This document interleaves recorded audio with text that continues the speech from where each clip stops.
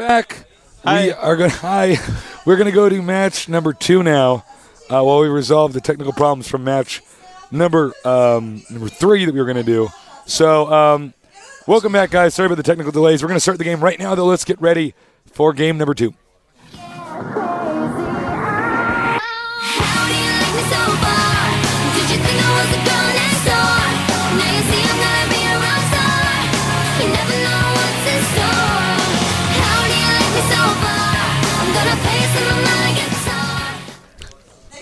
Down here at the center left is the one, the only OGS Ensnare. OGS Ensnare. I'm loving that voice more and more every time. Up here at the top, not too far from OGS Ensnare, is our Protoss player, Suzy. So we got game 1 on Lost Temple. Yeah, this is, of course, match 2. We acted like we were doing match 3, but now we're doing match 2. I feel like it's one of those magic tricks where you have 3 cups and you have to choose which one the ball's under.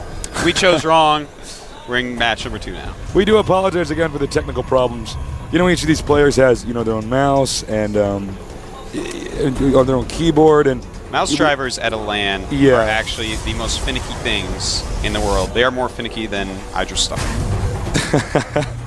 Honestly, it's one of these things where if a player doesn't have his equipment working perfectly, we can't make him play. Yeah, no, that would be so cruel. That'd be ridiculous. So they go, really? Bye. I'm like, well, just play. So looks like we had this problem fixed before the 3rd match. So welcome back. Everything's back in order. Yay. All right, so Ensnare versus Suzy. It's going to be an uphill battle for Suzy. Ensnare, a very talented and accomplished Terran player in Korea. One of the actually most accomplished Terrans in Korea. He has a lot of great tournament success. A lot of it from the beta, of course. But now it is real life. It's RL over here. Yeah. And it looks like he's got a very interesting scouting pattern. He hit this Zelnaga watchtower and then actually goes to the right. This must have a lot to do with the build he's going to try to go for. On the other hand, Ensnare going to scout him right away. I'm interested to see what build Ensnare wants to do. We've seen he's very flexible in what he scouts, unlike his teammate Inca, who really likes to stick with one build. Ensnare will actually switch it up instantly upon seeing something different. So absolutely. I think that's one reason we definitely see him get a lot deeper than Inca more often lately. Ensnare, he's just one of these players you really gotta hand it to him. He's been around since the very start of the beta. Yep. He was dominating. He was dominating pretty hard in the GSL. He got to the Final 4. Yeah, and one of the big lands in Korea during the beta, he actually got 3rd place after Fruit Dealer and Kisu. So a very impressive tournament there. That actually led to him getting into OGS. Nice control. Not allowing that probe to get in there. He won't see the tech pattern. Looks like you have tech lab and then a factory right next to the barracks, so there's a very high chance we're going to see a swap here with these buildings. Well, I'm making the Reaper right now. I do like the little delayed Reaper as a scout, and sometimes you get a little bit of harassment out on it, but it's a nice unit to just pop one out of. Oh yeah, well the Reaper has so many different uses. You can rush with it. You can harass with it. You can actually just use it to control the map early, or you can use it to scout. Slices it, dices, tasteless. And he's going to swap it right away once this Reaper comes out. Here we see.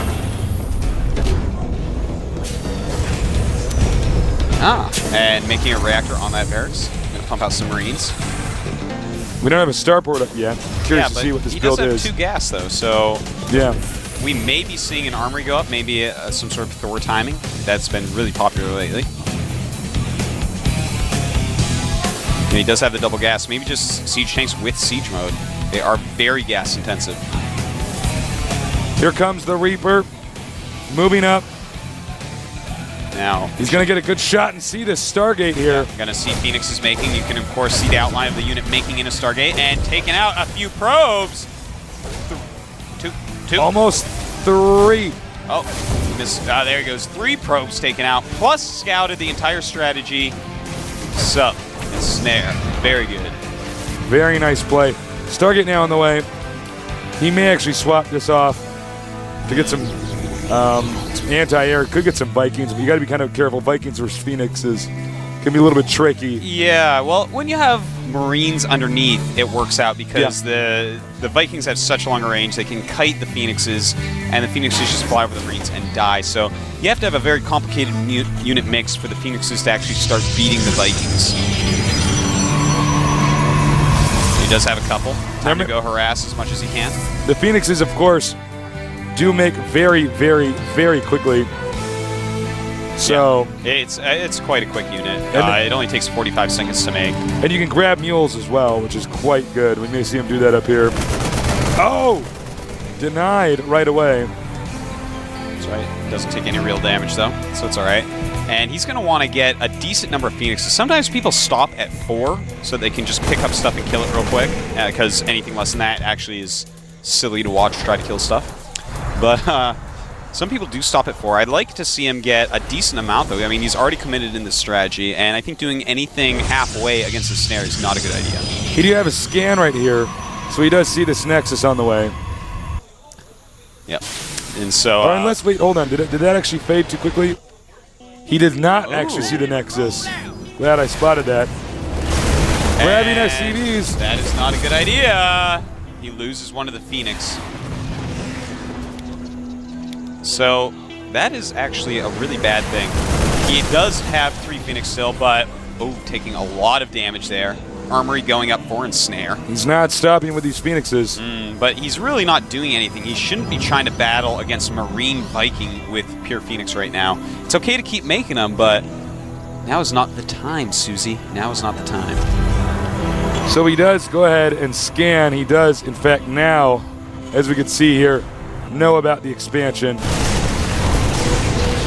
He's got to be very careful. These Phoenixes are getting very low and not actually paying for themselves. No, they're being very cost inefficient now, which is not a good thing considering this command center is going up well before the Nexus. But he is teching into Twilight Council, so right here. I think we're definitely going to see High Templars. Most likely charge with High Templars. It's a good unit mix against Marine tank.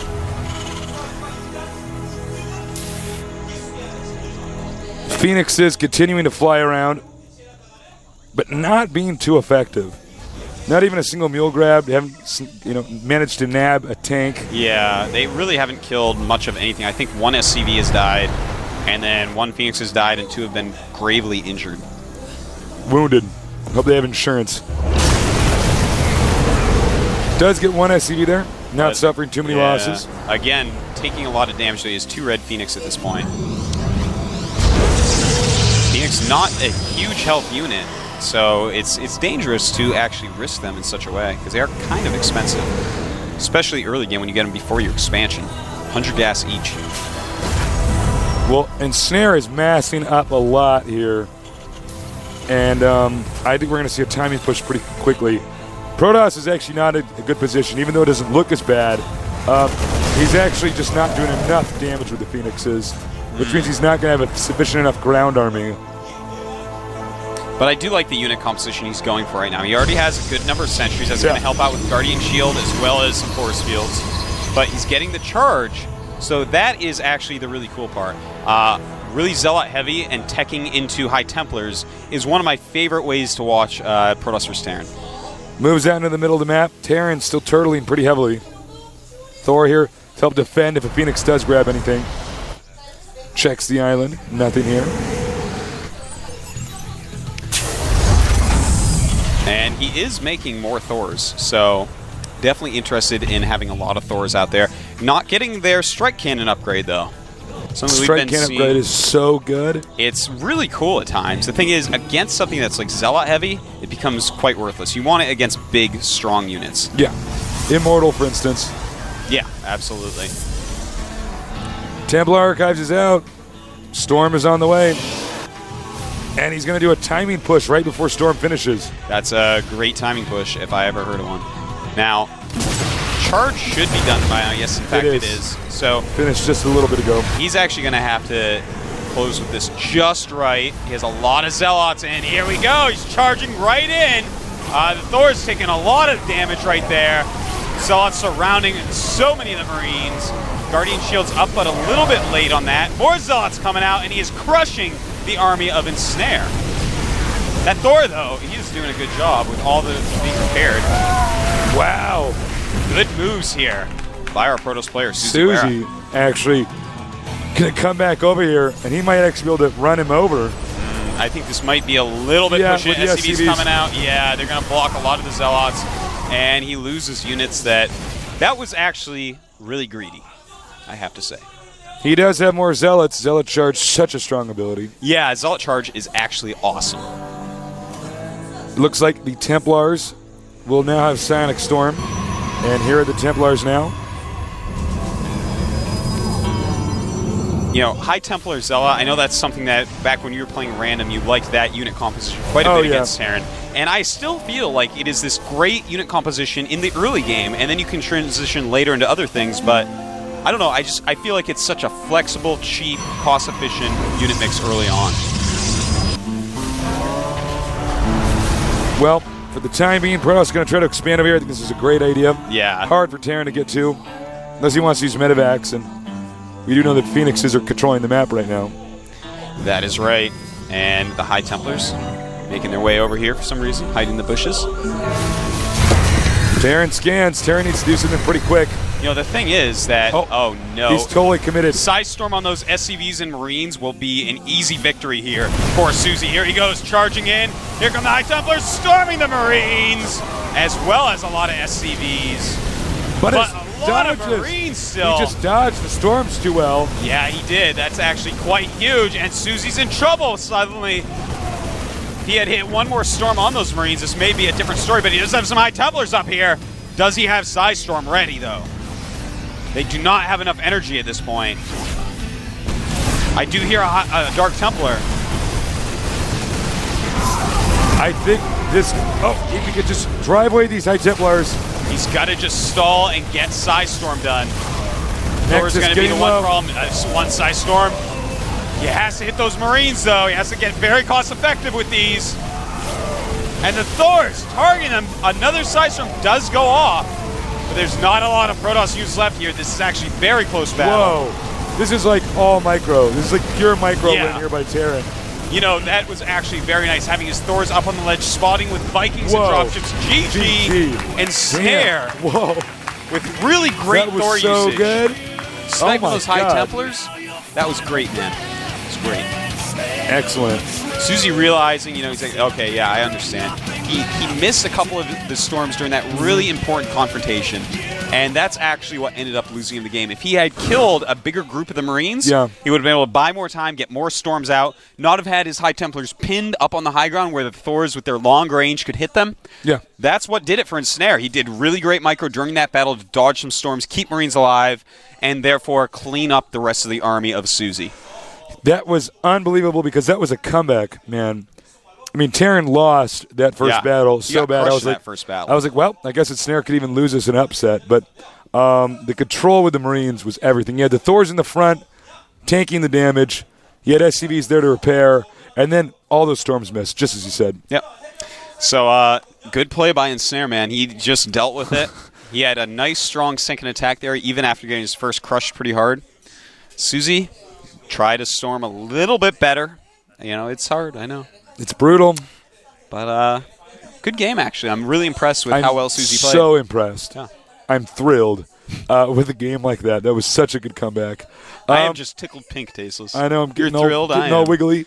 We're going to go to game number 2 right now, so get ready for some awesome StarCraft.